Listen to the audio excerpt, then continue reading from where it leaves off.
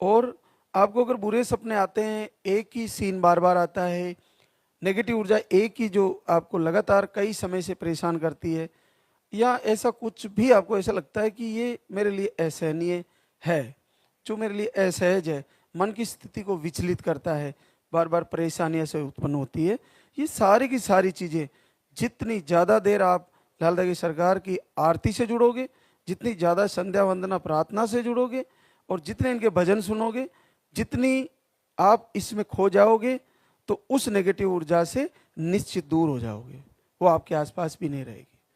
पहले उसको मन से निकालना है और दीपक जला के घर से निकालना है। घर से तभी निकलेगी जब लाल धागी सरकार का लगातार दीपक जलेगा, आरती होगी, घर से निकल जाएगी।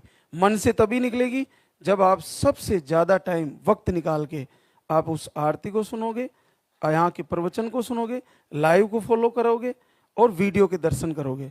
तो जब आपका मन वहाँ है ही नहीं नेगेटिव ऊर्जा के आसपास, वो सीधा इस मंदिर में आ गया है, सीधा महाराज श्री के प्रवचन में आ गया है, तो मन में नेगेटिव ऊर्जा नहीं घुस पाएगी, उसको एंट्री नहीं मिलेगी, सपने में भी नहीं आएगी।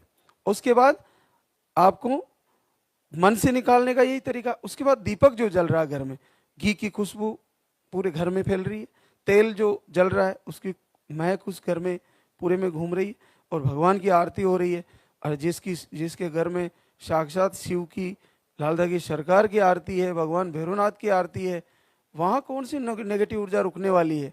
उसको जाना पड़ेगा, और प्रेम से जाना पड़ेगा, नहीं कि झगड़ा करके, बहुत प्रेम से जाएगी।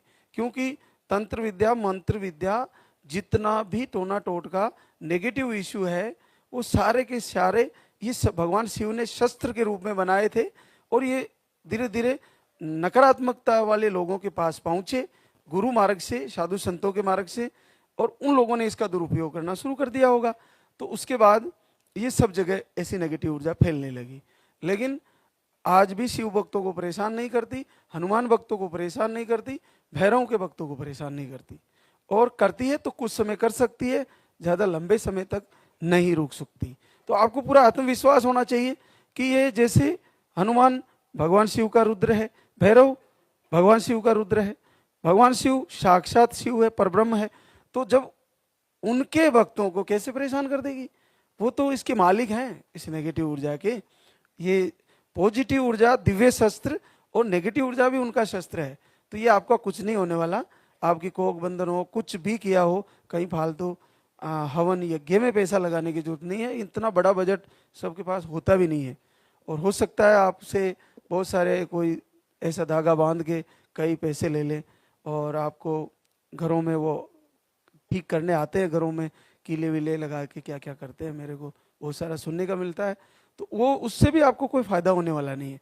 चलो आपके घर में तो चारों तरफ कीले गाड़ ही दिए, आपके मन में कैसे गाड़े जाएंगे? आपके दिमाग में, आपको सपने में नेगेटिव ऊर्जा आ रही है, आपके दिमाग में 24 घंटे भय बना हुआ है, तो भय को तो भैरव ही हरेंगे ना, ऐसे कैसे चला जाएगा भय? तो आपके घर को चारों तरफ से वो बांधने से नहीं होगा, फालतू पैसा उसमें लगाने की जरूरत नहीं है। आप तो आरती करें, प्रार्थना करें, और प्रभु से झोली फैला के मांगे। कैसे नहीं देंगे? निश्चित देंगे, पूरे विश्व को दे रहे हैं। हमारा क्या प्रारब्ध है हमें पता नहीं है, लेकिन वर्तमान हम आज से सही कर लेते हैं, जो होगा जो देखा जाएगा, अच्छा करेंगे प्रभु। उसके बाद आपको मैं बता रहा था, आहार जो आपको दिया जाता है, आहार को ज़्यादातर बहनों को सिंगल दिया जाता है, उसके बाद डबल भी दिया जाता है, पानी वाला 2 टाइम।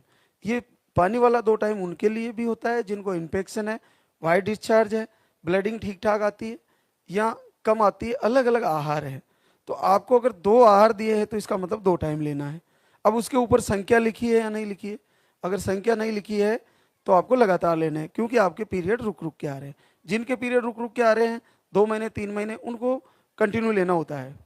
और जिनके 3 महीने से अबाउ, 3 से 4 महीने, 5 महीने, 6 महीने, 7 महीने, 8 महीने या 10 महीने लेट पीरियड आते हैं, या मेडिसिन से ही आते हैं, ऐसी बहनें 3 टाइम आहार लेनी